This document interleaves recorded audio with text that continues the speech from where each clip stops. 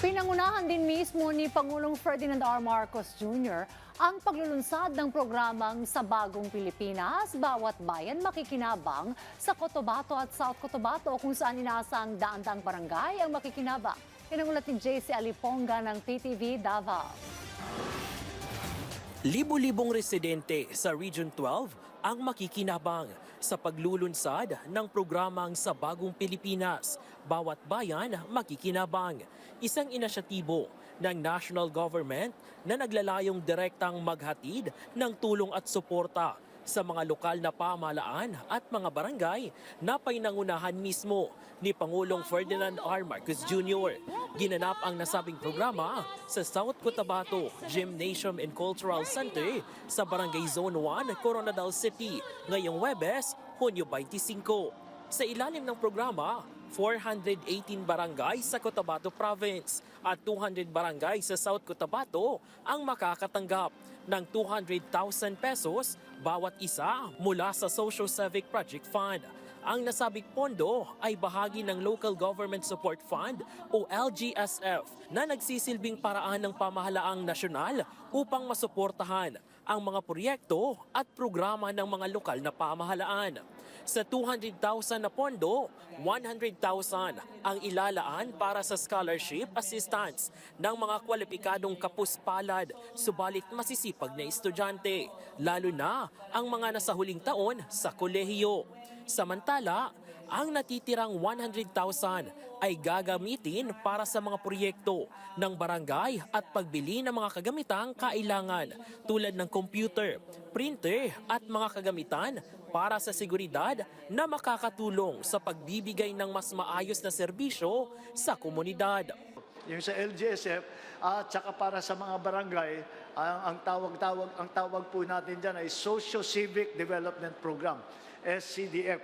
Ito po ay sinasabi ko sa lahat ng ating mga local official, kapag, ito, unang panahon pa lang ito kapag maganda ang takbo at na maayos ang ating ugnayan, national government at saka ng local government, asahan ninyo sa susunod na taon, tataasan pa natin yung budget na yan para mas madami pang tayong matutulungan.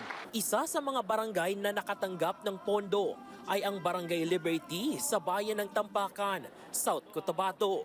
Ayon kay Barangay Captain Noli Halagat, malaking tulong ang nasabing pondo para sa kanilang barangay at sa mga estudyanteng mapipiling scholar. Itong 100,000 sa kalahati ng 200 na ibigay ng ating national government is malaking tulong ito dahil ang mga kagamitan namin luma na, sirang-sira na ang iba. So mahirap ang lalong-lalo na sa mga pagdating ng mga evaluation sa angat, dangal at ano pa.